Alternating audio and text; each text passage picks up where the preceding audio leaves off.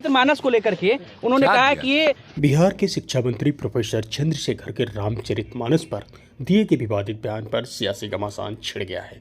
साधु संतों से लेकर तमाम सियासी दलों ने घेराबंदी शुरू कर दी है। उत्तरकांड में जो ये लिखा गया कि वरण में अधम कौन कौन लोग हैं, तेली, कुम्हार, कहार, कोल, कलवार, आदिवासी, दलित वगैरह वगैरह, और फिर उसी में आगे लिखा है अधम जाति में विद्या पाए भयहु जथा ही दूध पिलाए, यानी कि अधम जाति में नीच जाति के लोग विद्या पा करके जहरीला हो जाते हैं। कैसा?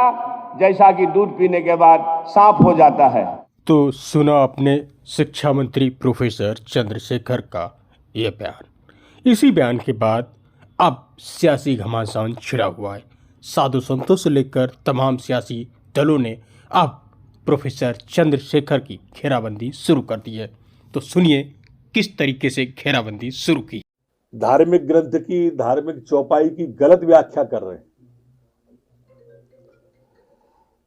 जो कि ठीक नहीं है। और मंदिर तोड़ दिया पर एक शब्द नहीं निकला इनके उससे।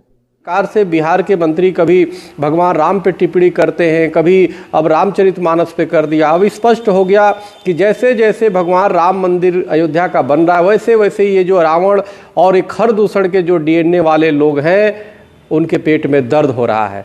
लेकिन वहीं जब बिहार के मुख्यमंत्री नीतीश कुमार से इस बारे में सवाल किया गया कि प्रोफेसर चंद्रशेखर ने ऐसा कहा है, उन्होंने रामचरितमानस को लेकर के एक बयान दिया है, तो नीतीश कुमार का क्या जवाब था वो भी आप सुनिए कि नीतीश कुमार ने किस तरीके से और क्या टाल मटोल की, ये भी सुनना बहुत जरूरी है आपके लिए। मानस को लेकर के उन्होंने कहा कि ये विवादित ग्रंथ है।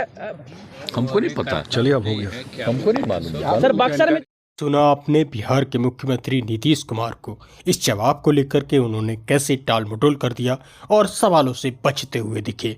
अब आप आगे भी देखिए किस तरीके से चंद्रशेखर को लेकर के भारतीय जनता पार्टी ने उनकी घेराबंदी शुरू की।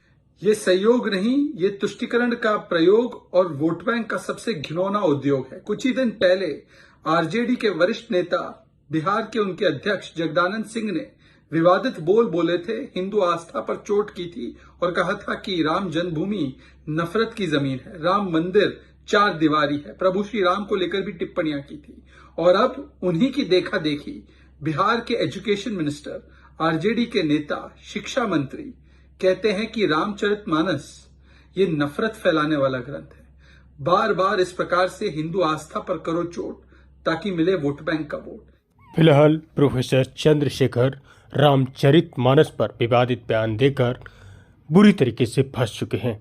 तमाम राजनीतिक दलों ने उनके खिलाफ मोर्चा खोल दिया है।